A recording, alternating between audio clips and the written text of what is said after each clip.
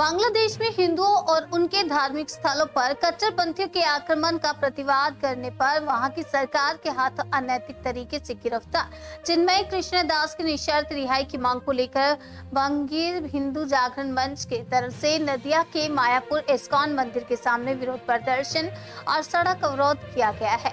प्रदर्शनकारियों ने एक प्रतिवाद रैली भी निकाली जिसमें भारी संख्या में साधु सन्यासी भी शामिल हुए। इस रैली के कारण यातायात परिसेवा पूरी तरह से चरमरा गई। बाद में पुलिस के हस्तक्षेप से फिर से दोबारा से यातायात परिसेवा सामान्य हो पाई।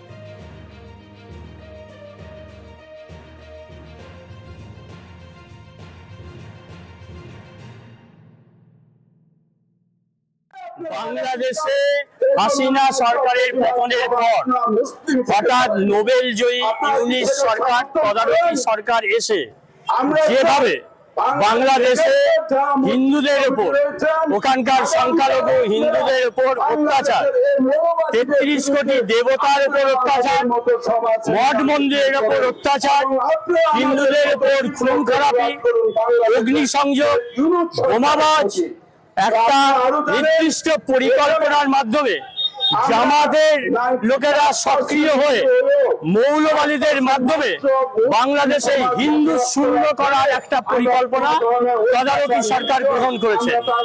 অনেকে প্রশ্ন করতে পারেন যে বাংলাদেশে ওটা তাদের অভ্যন্তরীণ ব্যাপার, তাদের রাজনৈতিক বিষয়, কে সরকারে থাকবে আমাদের মাথা ঘামানোর কোনো প্রয়োজন নেই। কিন্তু এই বাংলাদেশ ভারতবর্ষের মধ্যে ছিল। এই বাংলাদেশ পূর্ব পাকিস্তান থেকে বাংলাদেশে তৈরি করেছে এই ভারত সরকার।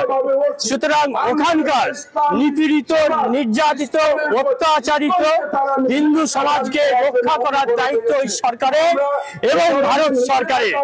সুতরাং ওখানকার সংখ্যালঘু হিন্দুদের যে নেতৃত্ব দিচ্ছিলেন সনাতনী ইস্কন এর প্রভু চিন্ময় কৃষ্ণ দাস, তিনি হাজার হাজার লক্ষ লক্ষ হিন্দুদেরকে নিয়ে সেখানে রাস্তায় নেমেছিলেন এবং তাকে গ্রেপ্তার করা হয়েছে। কোনো জঙ্গিকে ওইভাবে গ্রেপ্তার করা হয় না যেভাবে চিন্ময় কৃষ্ণ প্রভুকে গ্রেপ্তার করা হয়েছে। একদম ভারতবর্ষের জঙ্গিকে ওর থেকে বেশি আদর দিয়ে গ্রেপ্তার করা হয়।